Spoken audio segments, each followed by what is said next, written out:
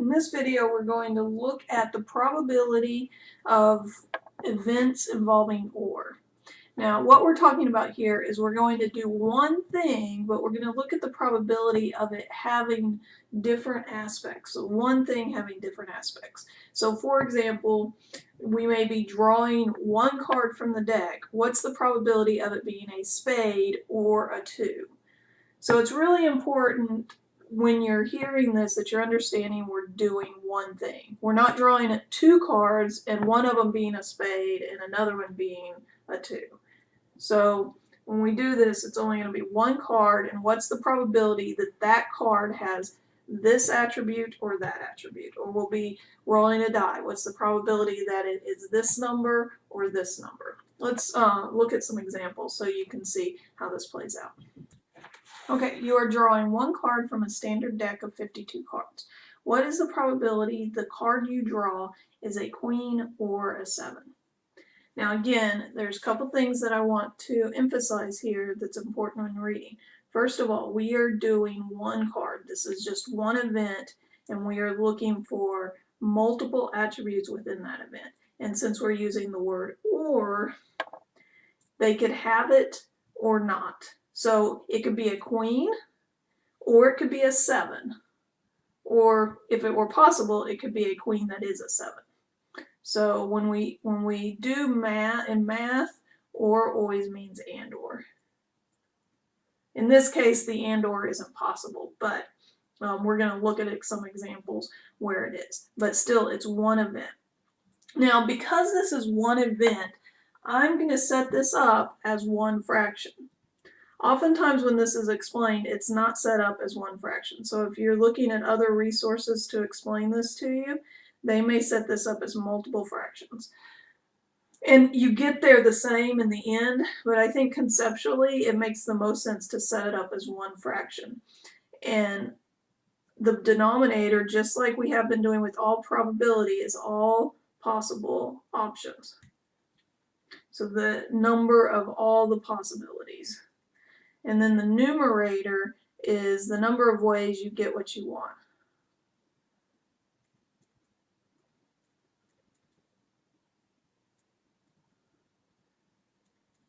So I just think through it that way as one fraction, where that's my numerator and denominator.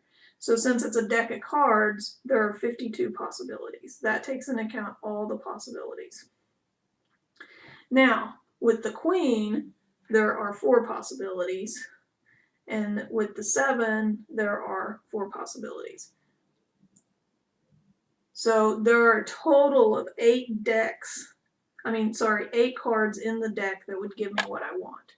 There are a total of 8 cards that are a queen or a 7.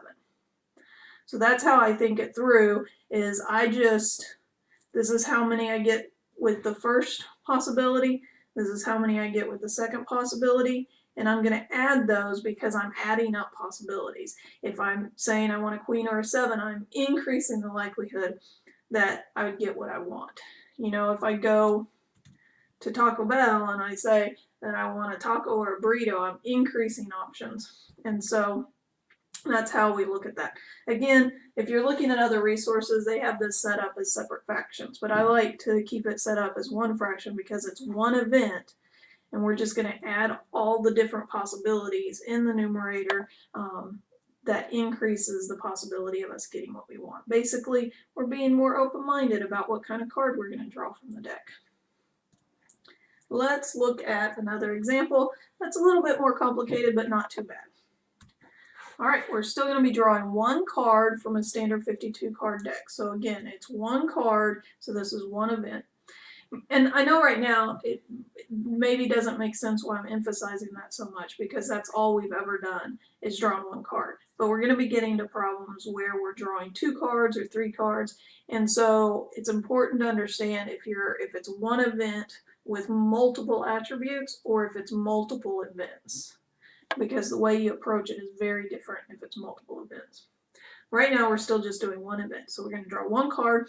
What is the probability that the card you draw is a queen or a black card? Now here when we look at it, if you're looking at a queen or a black card, there are some queens in the deck that are black cards. So here the and or comes into play. And we got to think about what to do about that, because it's a queen or a black card, or it's also okay if it's both of those. When we use or in math, it's always an and or.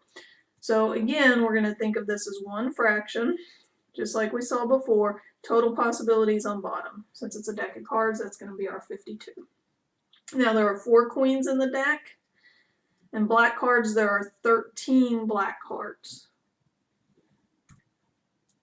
Now there are 4 queens in the deck, and when it comes to black cards, there are 26 black cards. So you would think that that's going to increase possibility, so we're going to add those together, and that gives us a total of 30 cards that are queens or black cards. But we got to take pause here, because 2 of those cards we just counted are both queens and black cards. So 2 of the cards got counted in both. So when I said there are 4 queens, 2 of those were black. When I said there were 26 black cards, 2 of those were queens. So I counted those 2 queens twice. And that's going to overcount things for me. So to compensate for that, I have to subtract 2. So if you think about it, there's different ways you could get to this logically. If I say there are 4 queens, and then I'm like, okay, there are 26 black cards, but 2 of those I've already counted with my 4 queens, so that's only 24. You could do it that way. Or you could say there are 26 black cards, that includes 2 black queens, so I just need to add on 2 more queens.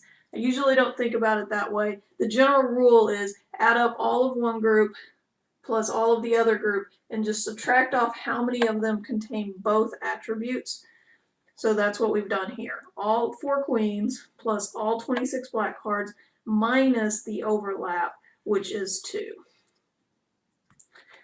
The most common mistake that I see with these OR problems is students forgetting to subtract the overlap. They get really good at knowing they need to add together the possibilities, but then they forget to subtract off the ones that they've double counted. But when we do the math here, we'll get 28 out of 52, and then that's going to reduce to 7/13. So that's the idea with the OR. You've got one event, multiple attributes. You're going to add up the possibility of getting each one of those attributes and then subtract off any of the overlap that got counted in both of the attributes. We'll look at one more example here. When rolling a 6-sided die, what is the probability for rolling an odd number or a number greater than 4? So to get us started here, I'm going to set up my giant fraction bar, assuming that since I have an OR in my problem, I'm going to be doing some arithmetic in the numerator. And when I'm rolling a 6-sided die, all my possibilities are 6. As far as odd numbers, half of them are odd numbers, so half of 6 is 3. And then we want a number greater than 4. So greater than, strictly greater than, is my 5 and my 6. So there are 2 of those. So I'm going to add those on. 2 of those. But, so when I'm looking at the odd numbers, let me write these out. It's 1, 3, and 5. Those are my 3 odd numbers. And then when I'm looking at my numbers greater than 6, that's 5 and 6. But if you see there, we've counted the 5 twice. So I need to subtract that puppy dog off, because it doesn't get to cash in on the game twice. Okay, so that's the whole of it. I just have to do the arithmetic now. But there's 3 odd numbers on a 6-sided die, and then there's 2 numbers that are strictly greater than 4, but that counts the 5 twice, so I have to subtract that off. So doing the arithmetic gives me 4/6, which reduces to 2/3. All right, that's the rundown of it. Go ahead and give some of these a try and see how you fare.